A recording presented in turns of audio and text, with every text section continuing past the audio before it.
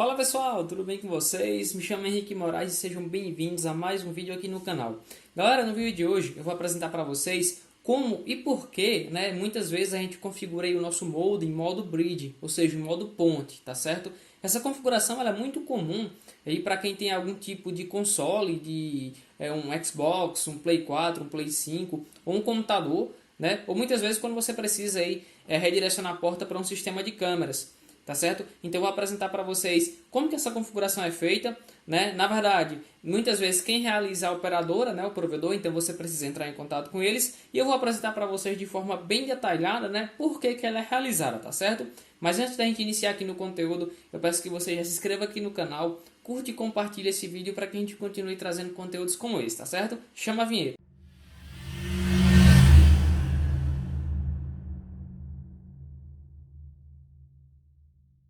Pronto, pessoal, como eu informei, no vídeo de hoje a gente vai ver como e por que configurar o nosso modem, nosso roteador em modo bridge, em modo ponte. Vamos já para o nosso conteúdo.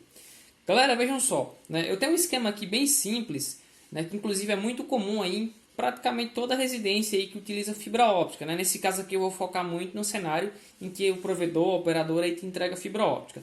E o que acontece aqui, pessoal? Uma das possíveis configurações aí que podemos realizar no nosso modem, modem ou roteador, é deixá-lo aí, em modo bridge, o modo ponte, se eu fizer a tradução, tá certo? E por que que muitas vezes essa configuração é necessária, pessoal? Na verdade, para a gente começar a entender sobre esse assunto, a gente precisa entender como que essa configuração se comporta, O roteador ou modem, galera, geralmente ele opera ali em modo router, ou seja, ele tem uma interface que recebe o link externo, ou seja, tem uma porta lá que você conecta o cabo que chega à sua internet, tá certo? E aquela rede que chega ali a gente chama de rede externa, a rede do provedor, onde o provedor vai te entregar um IP, seja ele público ou privado, tá certo? E esse IP, pessoal, se ele for público, por exemplo, ele só é válido, ou melhor, ele é válido na internet, E os IPs que estão na sua rede interna, eles são privados, eles só são válidos na sua rede, para o seu celular, para o seu notebook, para a sua TV.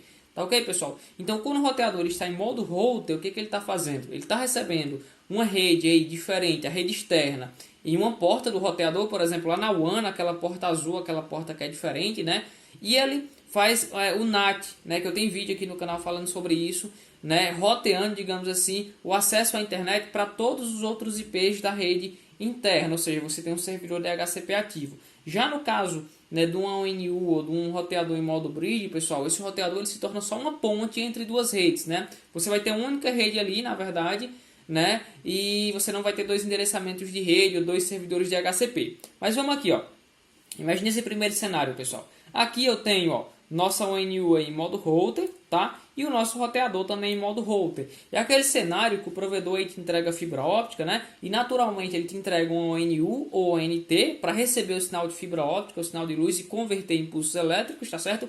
E também entrega um roteador particular, ou você tem um roteador particular, na verdade, para que você faça o gerenciamento da sua rede, tenha acesso ao Wi-Fi e tudo mais, tá bom?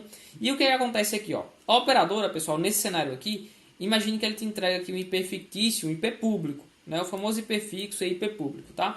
E esse IP, pessoal, ele chega justamente aqui na ONU, tá certo? E da ONU para frente, você tem aqui um servidor DHCP ativo, ou seja, essa ONU ela vai realizar o NAT, onde ela vai traduzir todos os endereços IPs privados aqui da rede local para esse IP público e assim vai possibilitar que você acesse a internet. Ou seja, o gerenciamento da rede, digamos assim, é feito, pessoal, pela ONU, tá? Ou ONT, como vocês queiram chamar, dependendo da situação, tá certo?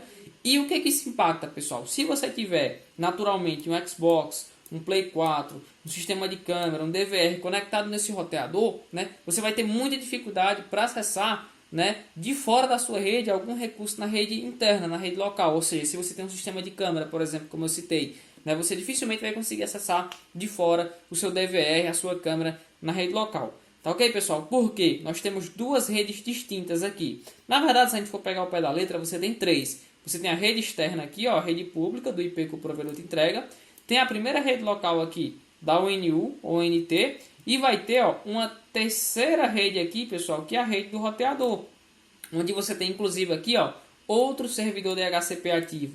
tá certo? Outra faixa IP, outro endereço de rede, tá certo? Então é por isso que em vários casos você precisa configurar sua ONU dessa forma aqui, ó, em modo bridge, em modo ponte. Por quê? A ONU, pessoal, ela não faz mais o NAT aqui, ó, tá? Ela não vai fazer mais o NAT. Ela não tem servidor DHCP ativo, tá certo? Ela não vai fazer nenhum gerenciamento na sua rede. Na verdade, ela vai ser uma ponte, como o próprio nome já diz, entre a rede externa aqui, ó, o sinal de luz que chega na fibra óptica e a rede aqui, ó, por meio de pulsos elétricos que vai pelo cabo de rede para o seu roteador, tá? Inclusive, se você tiver IP público, o famoso IP fixo, né, que a gente contrata aí com a operadora, quando a operadora te entregar esse IP, você vai discar um PPPoE, geralmente aqui, ó. Eu tenho vídeo aqui sobre PPPoE aqui no canal também. Você vai discar um PPPoE aqui no roteador, tá? Ou seja, vai discar uma VPN PPPoE, onde você vai conectar diretamente com o sistema, com o roteador de bordo, enfim, do seu provedor, da sua operadora, tá certo? E seu IP público, seu IP fixo, ele vai chegar diretamente, ó, lá na WAN do roteador. Por quê, pessoal? Porque a ONU está em modo ponte, está em modo bridge, ela está transparente, digamos assim, para a rede. Tá? Então os equipamentos eles não conseguem enxergar ela como equipamento de rede, né? Ela está ali só para converter, como eu citei, os sinais luminosos da fibra óptica, o sinal de luz que chega na fibra óptica, para os sinais elétricos, tá certo? E todo o pessoal, o gerenciamento da rede vai ficar aí sob responsabilidade do seu roteador, tá? Então nesse ponto aqui entra outra questão que é bastante interessante, né? Já que o gerenciamento da rede, galera, vai ficar por conta do roteador, é muito importante você ter um roteador aí de qualidade. Né? E quando que você tem um roteador de qualidade? Né? Quando você tem um roteador, hoje em dia, né? Falando atualmente aí, um roteador gigabit.